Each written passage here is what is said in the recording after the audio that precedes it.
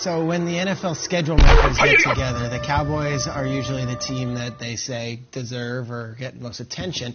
But I think a lot of that is because people love the Cowboys, but people hate the Cowboys. I feel like it's that Howard Stern rule where they have the highest ratings, but most of it is split in the middle between fans and people who just can't stand it but want to hear what he has to say next.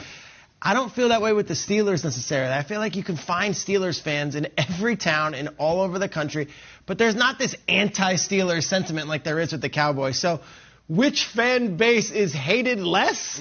That's the Steelers. I'm going to go with Pittsburgh. I feel like that's where you went with I feel like people grew up with the Steelers in the 70s. They were the national team, and that's gone down generation to generation. I'm going to say the Steelers have a more widespread national fan base. The Cowboys might be the more popular or more attractive team for television networks. They're America's team.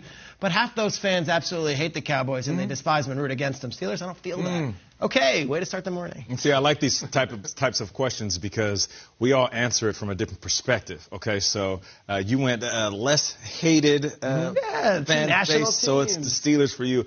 For me, I took this back to the 90s, and not in the way that you think. Not like the 90s teams that were good, the Super Bowl champion Cowboys.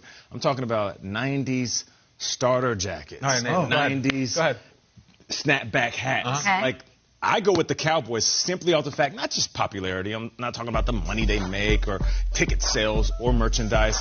Simply based off the fact that you could hate the Cowboys in the 90s, but still rock a starter jacket with pride. You could despise the fact that they were kicking your team's butt, but rock the hat because it was cool. There's something about that blue and that gray silver star on top of a jacket or a hat that made you feel cool. That's why I'm going with the Cowboys. I feel like they're loved even when they're hated. My next door neighbor had a Cowboys pullover starter with the pouch in the front and the star right in the front. It was unbelievable. In Chicago.